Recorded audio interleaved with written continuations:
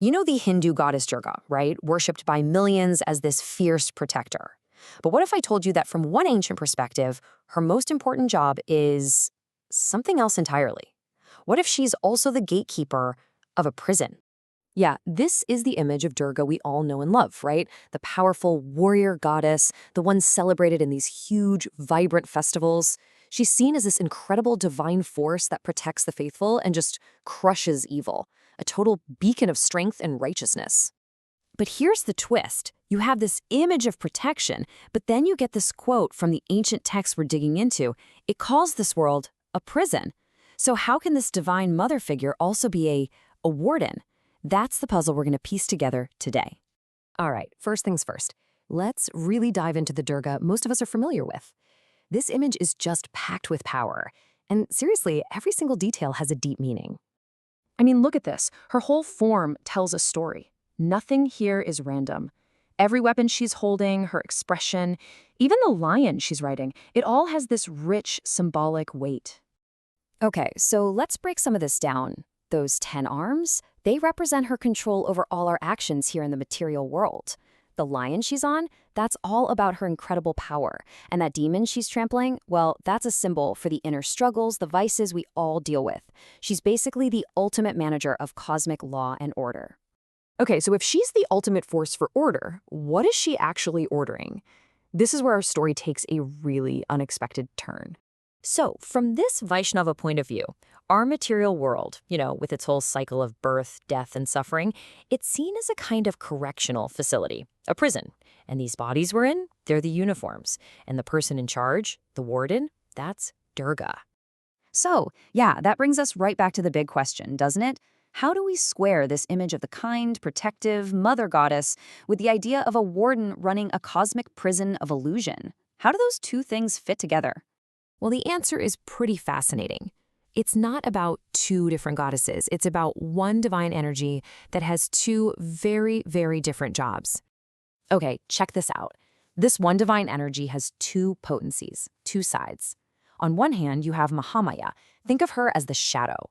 She's the external force that manages our material world and, keeps us caught up in the illusion. But then you have Yogamaya. She's the substance, the real deal. She's the internal, spiritual energy that actually liberates souls and connects them back to the divine. So let's talk a bit more about Yogamaya. This is the original spiritual form of that energy. Her job isn't to hide reality, it's to reveal it. She's the one who deepens love and devotion in the spiritual world, basically pulling back that curtain of illusion. Right, so the Durga who's an eternal companion to Krishna in the spiritual world, that's Yogamaya. The powerful 10-armed warrior Durga that we worship right here in this material world, she's her perfect reflection, her shadow, if you will, specifically designed to manage this reality.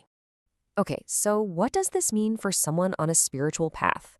I mean, if you're trying to get out of the prison, how exactly are you supposed to approach the warden?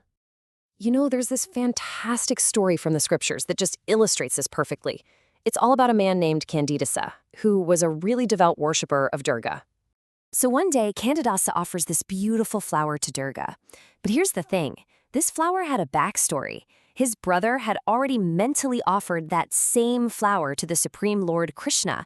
So what he was giving Durga was something called a Mahaprasadam, which basically means the sacred leftovers or the direct mercy of the Lord.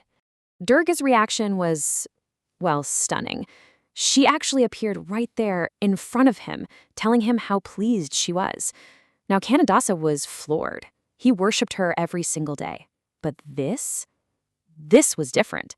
He had to ask, why was this offering so special? And her answer, wow, it gets to the absolute core of what we're talking about. She told him it was because he had offered her the mercy of the Supreme Lord. And then she gave him this direct instruction. If you really want to please me, then you should worship Krishna. And that story just perfectly sums up the Vaishnava approach. See, Durga isn't ignored or sidestepped. Not at all. She's deeply respected as a great devotee who has the really tough job of managing this material world. And when she's pleased, she herself helps guide souls towards spiritual reality. Okay, so let's bring this all home. What's the big takeaway from seeing these two powerful faces of the very same divine energy? Okay, so to break it all down, Durga is one single divine energy, but she has two jobs. As Mahamaya, she runs the material prison. As Yogamaya, she opens the door to the spiritual world. And she does both of these roles in service to the Supreme Lord, Krishna. So from this point of view, honoring her isn't just a sign of respect, it's a crucial part of the journey to freedom. This ancient verse from the Brahma Samhita just says it all so perfectly. It calls Durga a shadow potency who acts according to the will of the Supreme Lord, Govinda, which is another name for Krishna. It's all there, the substance and the shadow, both working together as part of one single cosmic plan. And that leaves us with one last kind of mind-bending thought to chew on. If the exact same divine energy is responsible for both the illusion that keeps us here and the reality that sets us free, how do we know which one we're experiencing right now in this very moment? Definitely something to think about.